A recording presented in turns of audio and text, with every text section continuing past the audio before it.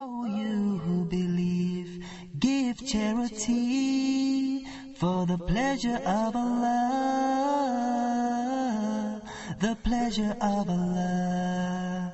Oh, you who believe, read the Quran every night of Ramadan, night of Ramadan. Ramadan Mubarak and welcome. Welcome to Ramadan Reminders. This is your host, Yusuf Estes. For the next few minutes, we're going to be talking about something really key and important to us as Muslims, and that's the Quran itself. You know that this is the month that the Quran was sent down in so many centuries ago? Yeah, it was sent down in Shahr Ramadan. It means the month, Shahr is month, Ramadan is the month of the Quran coming down. It's the month of fasting. It's the month when the Muslims have a chance to go back, get closer to Allah, and inshallah, this is what we're going to be talking about in this episode of Ramadan Reminders. As we approach the middle part of the month, one of the things that happens, we start to realize how quickly the time is going by. And we go outside and we look up at the moon and we say, "Huh, what's happening?" I can tell by the fullness of the moon, it's getting close even to the center part of the month.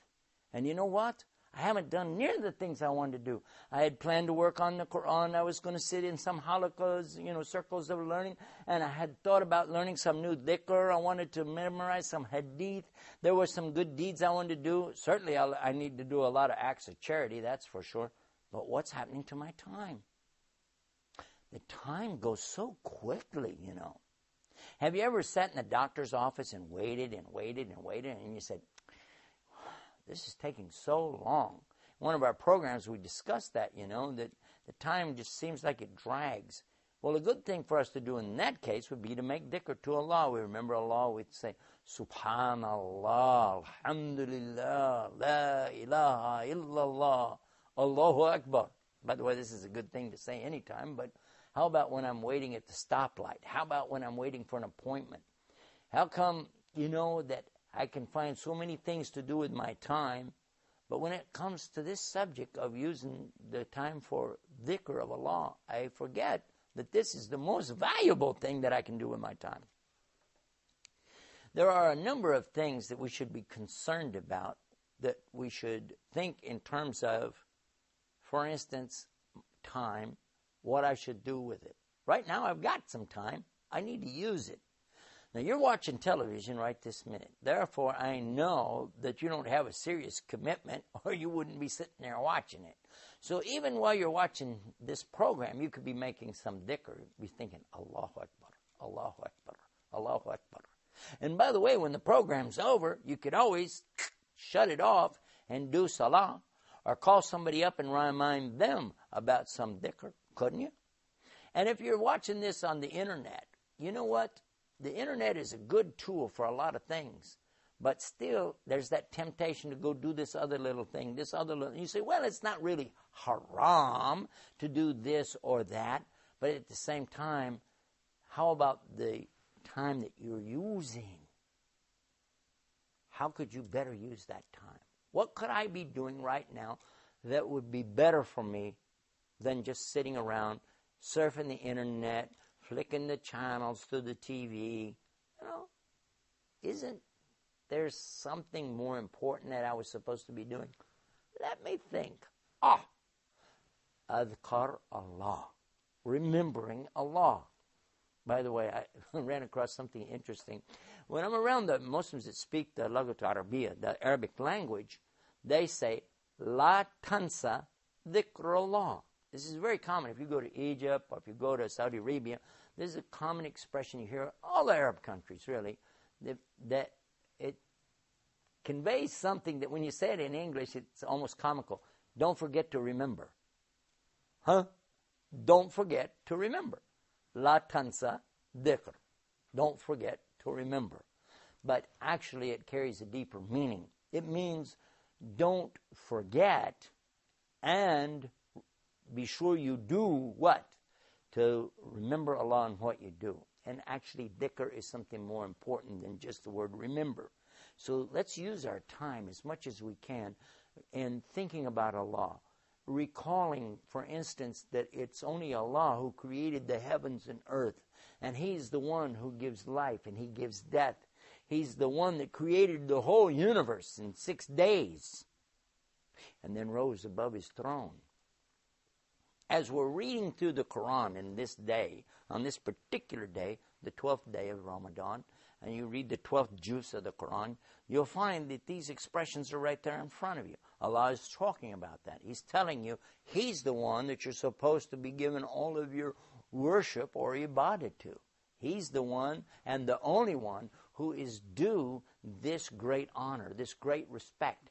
And when you think about it, we should be reminding each other too, because the more in Ramadan that we remind others, the more reward that we'll get for ourselves. Suppose I pick up the phone right now and I said to somebody, you know what? I heard a hadith today about taking care of 5 before 5. Okay? The 5 things that I should do before it's too late. Now, suppose you called somebody up and told them about it, and then they called somebody and told them about it. Maybe somebody else at work will tell somebody else. Every time they're passing that hadith on, you're getting reward for it. Make sense? Isn't that worth a whole lot more than finding out what the celebrities are doing today, who is getting divorced, and who is having a baby, and what the sports players are doing, and what was the high score of so-and-so? If you want to keep score, how about let's keep score of what?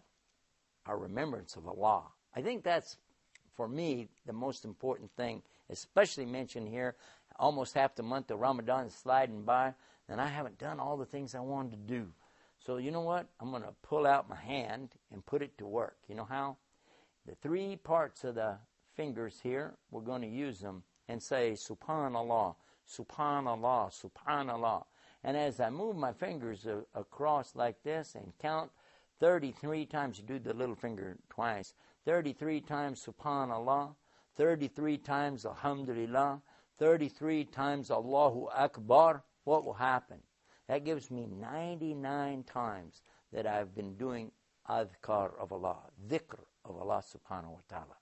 And this is for sure better for me than this whole universe and everything in it. Because when I complete those 9, and then I say, La ilaha illallahu wahdu la shrika lahu, lahul mulk walul hamd wa huwa ala kulli shay'in qadir, then Allah subhanahu wa ta'ala, He can forgive me for my sins, even if they were as high as the sky or as deep as the ocean. For what? For remembering Allah. And think about it. This is the month, really, the month to do that, to remember Allah. Allah sent down the Quran in this month. This is the month of, you want to talk about inspiration? This is the month of inspiration. This is the month for the revelation. And this is the month for me to have a chance to really think about my Lord. Think about what it is that He's given me and how I should be so appreciative of that. I should now get rid of some of this arrogance that I run around with and start realizing that, you know what?